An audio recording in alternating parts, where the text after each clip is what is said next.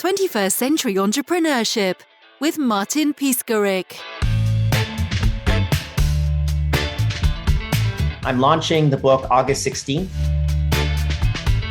and it is about the methodology that underpins remote work.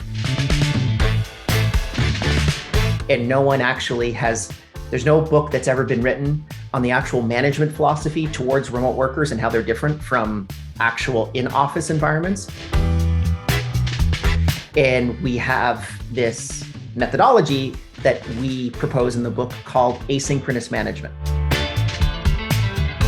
The ability to be able to manage people without actually interacting with them synchronously, meaning on Zoom calls or face-to-face. This is what I've studied when we looked at all of the remote pioneers that were remote before the pandemic and were remote from day one. They built this methodology. And so that's the thesis of the book. And we unpack that and kind of teach that to the 99% of people that went remote during the pandemic that didn't actually figure out how to work remotely. They only figured out how to work from home, which is ironically not remote work. You're just replacing the office for your house. How did your startup go from concept to reality? So I almost 13, 14 years ago, actually longer than that, but 13, 14 years ago is when we really started the concept of Time Doctor, which is one of the SaaS products that we have. And it was born out of the problem that I had, my frustration of running a previous business, which was an online tutoring company.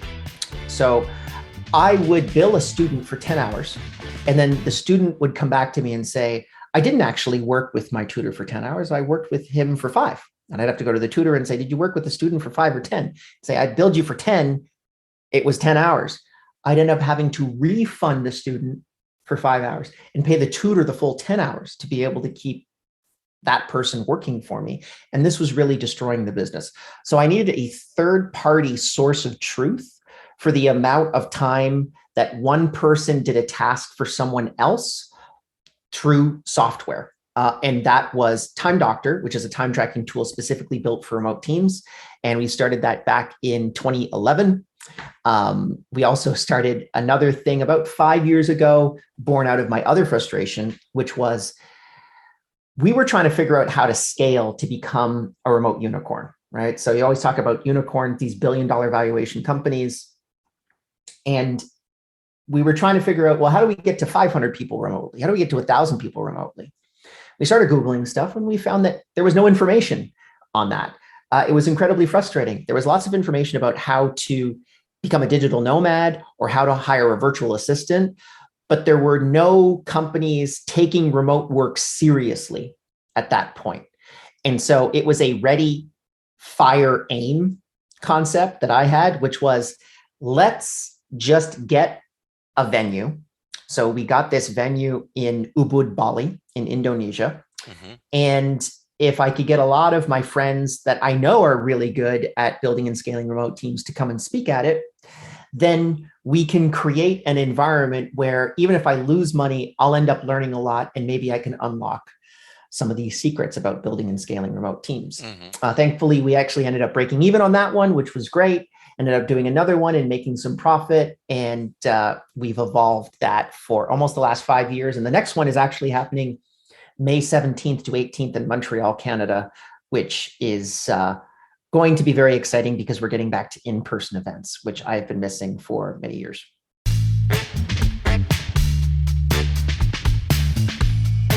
I suggest any entrepreneur that's thinking about starting a business, really start with scratching your own itch. What were the initial actions after the initial notion?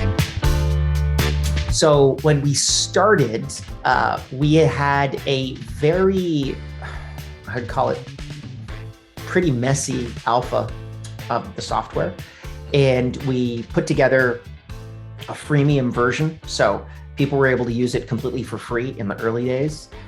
And then I believe mid-2012, I think in the early summer of 2012, we actually switched to paid, which was problematic. We should have actually, that was the second biggest lesson that I would have for entrepreneurs that are starting a software company. Don't do free versions of your software to collect information, because you're actually collecting information from the wrong group of people. You want to be able to collect information from people that will pay you for it, not from people that will use it for free, because those two groups have different ways of thinking about how to use software. So we had, I think we had like 60,000 people using the software, and we ended up with 6,000 people using the software when we switched it to a paid product. But the actual hours tracked almost doubled after that point. So there were a whole bunch of people that were kind of using it. And then we really just focused on saying, hey, you now have to pay for it. So the people that were left on the other end got really committed into using the product and ended up becoming very loyal customers from us that we ended up collecting information from to be able to build out the product in a bigger way. Regarding your internal processes and organizational structure, I mean, how did you got that know-how? Because as you told me, it was very new. So you did not have too much companies to look at for. Yeah, so it's interesting because we were starting two things that were difficult to start at that point. The first one was a SaaS business. So in 2011, software as a service companies were relatively small, much smaller than they are today. And at the same time, we were running a remote company. So we didn't have a physical office anywhere. Everyone was distributed all over planet Earth, which again was a very difficult thing to start at that point because there wasn't much information on it. But the thing that gave us as a huge advantage is, number one, our costs were significantly lower than anyone that runs an in-office startup. Your burn is probably going to be, our burn was probably 50 cents lower per dollar than our on-premise counterparts, which gave us the advantage to be able to move around and also be bootstrapped inside of launching that product.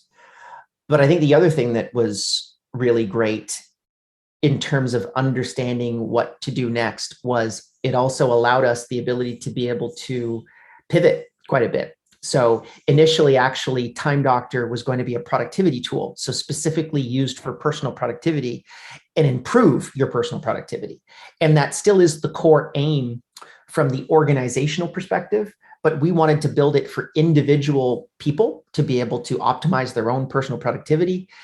We still have about 2,000-ish customers that use it for personal productivity, but it's about 1% of our revenue.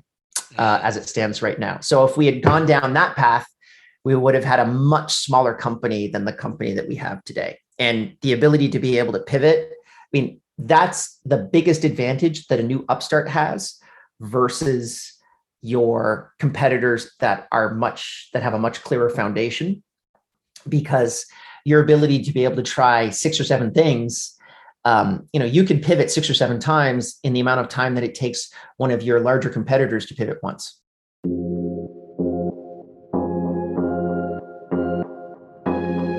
There's this coach that Y Combinator brings in, and this guy is a fighter ace. And he won the Top Gun fighter ace competition more than any other Top Gun in the history of that competition. And he'll tell you the reason why he wins and everyone else loses is because he takes crazy shots. So he can take 4 shots on someone else in a dogfight before they can take 1. And his hit rate is nowhere near as high as any of his other competitors. But because he can just take more shots, he ends up winning the vast majority of the time. And I think that that's how tech startups should think. Move quickly, break things, think about how you can actually figure out product market fit as quickly as humanly possible. And to me, product market fit is not how many people end up using your product. That you shouldn't even pay attention to that metric. You should look at how many people keep using your product. That's the only thing that you should be focused on, particularly if you're a software company, because SaaS businesses are all about retention and being able to have the lifetime value go as long as humanly possible versus acquiring new customers. And that's actually what a lot of new tech companies that get a lot of venture capital inside of them don't recognize, which is it's not about acquiring new customers, it's about keeping the ones that you have.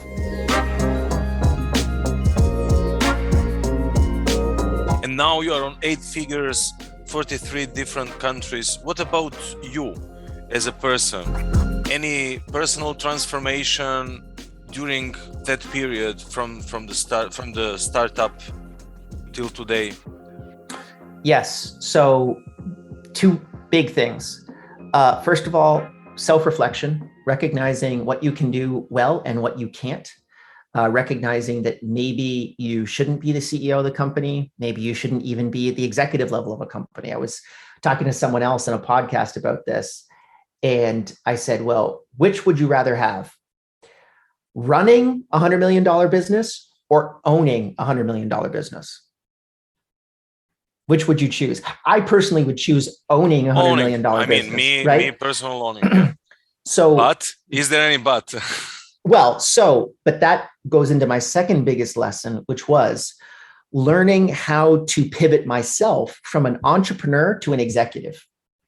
So entrepreneurs are 0 to 1. Best book in the world, Peter Thiel, 0 to 1 on business. Absolutely read it if you are interested in starting something up that's going to become big, because getting from that nothing to something is the biggest part of the formula. And you require a lot of skills to be able to get to that point.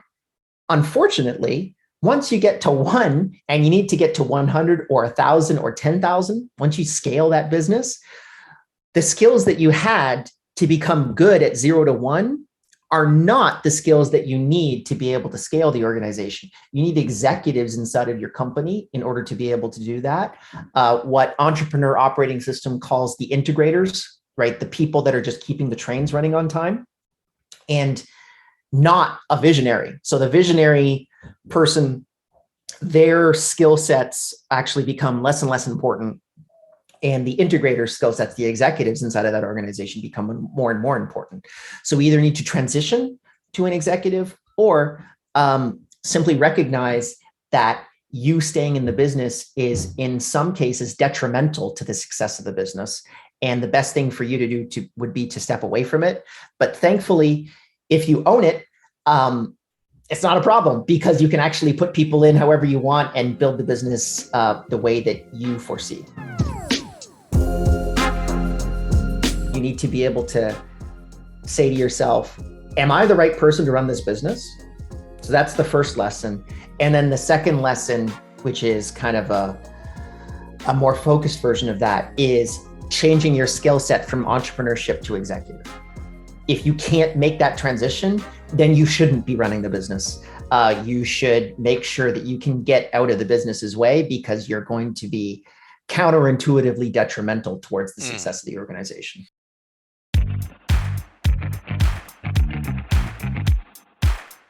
And from your perspective, which one is easier, going from entrepreneur to C-level or vice versa? From big company, one day, want to be entrepreneur and let's go. For me, at least, the beauty of it is I can buy one of those people, but I can't buy the other. So you can buy an executive, but you can't buy an entrepreneur. You can't buy someone that's going to come up with a business for you and get it to $1 million a year, as an example. That's pretty much, you can't do it. That's got to be up to you, right? So if you're that person that has that passion and drive to be able to do it, awesome, go out and do it.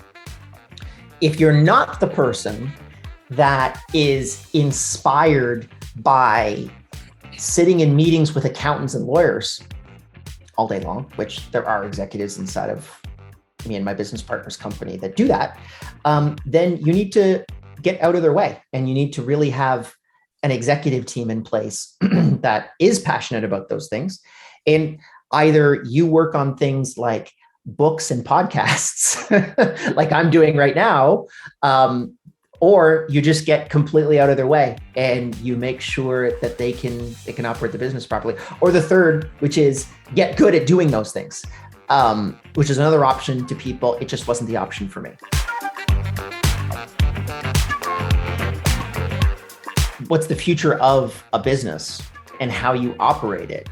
I would argue that the future of running a business is remote, and more specifically, not necessarily what everyone has perceived of remote over the last 2 years. January of 2020, 4% of the US workforce was working remotely. March of 2020, 45% of the US workforce was working remotely. That is the biggest transition since the Industrial Revolution, but the Industrial Revolution took 80 years. We did it in March. And no one asked in that entire massive movement of labor and resources whether we should actually change our managerial philosophy during that time.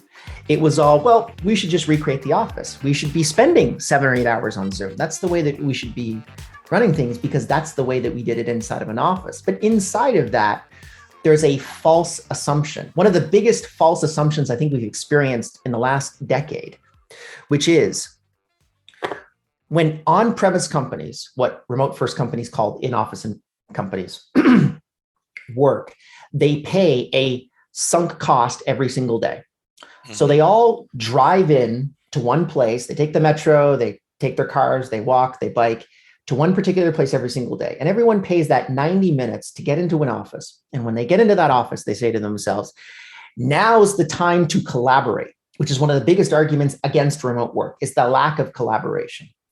But remote first companies have recognized every single time we meet, we pay that sunk cost. So every time we jump on a Zoom call, we all have to actually prepare for that meeting. We all have to jump into that call. And what I've done in my research, I researched a dozen billion-dollar-plus companies that were all remote before the pandemic.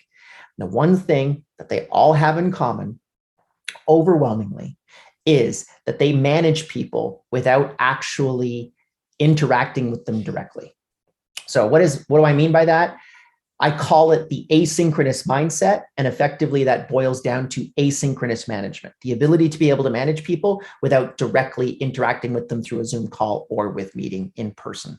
And this creates an environment where the work, we reference a lot in the book, another book called Deep Work by Cal Newport, which is the concept of optimizing every single person towards solving very difficult problems and having everything at their disposal in order to be able to solve those problems without necessarily interacting with other people. And if you can create that inside of an environment, then you can scale your organization faster than any other company, any competitor, at least inside of your organization. So to me, I see the future of work undoubtedly being remote. And I would probably say, I'll put it on your podcast right now, within the next 10 years, I would foresee half of the S&P 500 to be remote, and more importantly, to be asynchronous. I actually think in the next 10 years, there'll be a bigger discussion about asynchronous work than necessarily remote work, because asynchronous work is really the methodology born out of remote teams that allows you to supercharge any company and allow it to scale.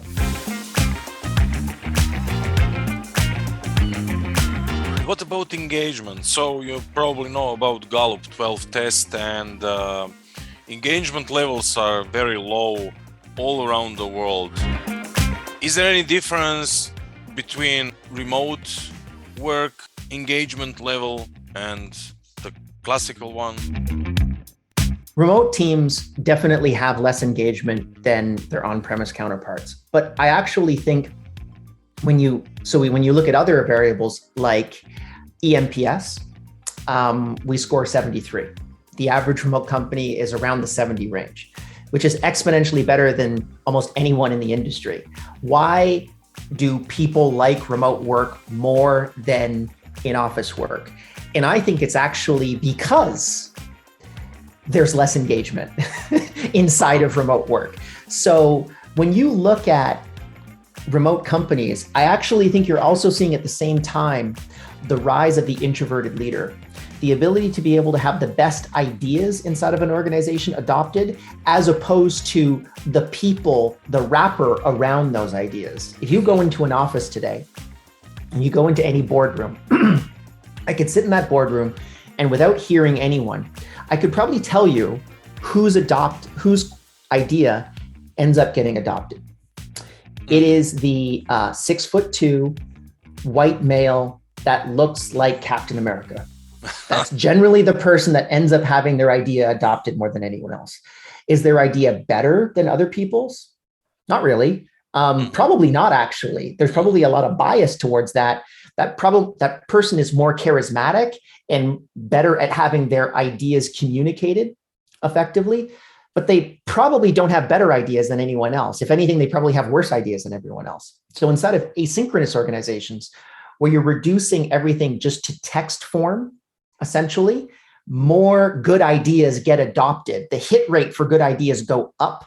And yes, engagement goes down, but I would argue that actually having, and there's a lot of things that we discuss in the book that actually can control for engagement. Like, people can enter and exit remote first companies faster than on-premise companies. But if you actually have all your process documents in place and no one has sacred knowledge, so information that they just hold to themselves that makes them unfireable, then it doesn't really matter whether or not someone leaves a job. We actually argue that people shouldn't own a position. They should operate a position. And that's a bit of a switch in people's minds. But I am currently not the CMO of the company. I currently operate the position of CMO of the company. And at any point, if I actually need to go out and solve a more difficult problem, like take a year and a half off and write a book about how to manage remote teams, I can do that and delegate those responsibilities to other team members where effectively I'm not missed. And I know that this is very difficult for a lot of people's egos to take, but if you feel like you're not missed, if the organization says like, oh, well, where's Martin? Martin left 3 months ago. I didn't even know he was gone. That is exactly the way that you should be operating your company in order to be able to have that redundancy that you need to truly achieve success. So if you want more information, go to runningremote.com. That has everything connected to both our conference, which is happening May 17th and 18th in Montreal, Canada, and the book that's launching in August that I've been talking about, really focusing on, again, the methodology, the difference between what makes remote teams successful or unsuccessful. But if you can't afford my book or you can't afford a ticket to the conference and you can't fly to Montreal, best place to see me would be at YouTube, youtube.com/runningremote. We put all of our talks up for free on there. So if you just want to consume the information for free, we're happy to be able to do that, because our mission is we're trying to empower the world's transition towards remote work. And we think that everyone should be able to have access to that information as much as possible. 21st Century Entrepreneurship with Martin Piskarik.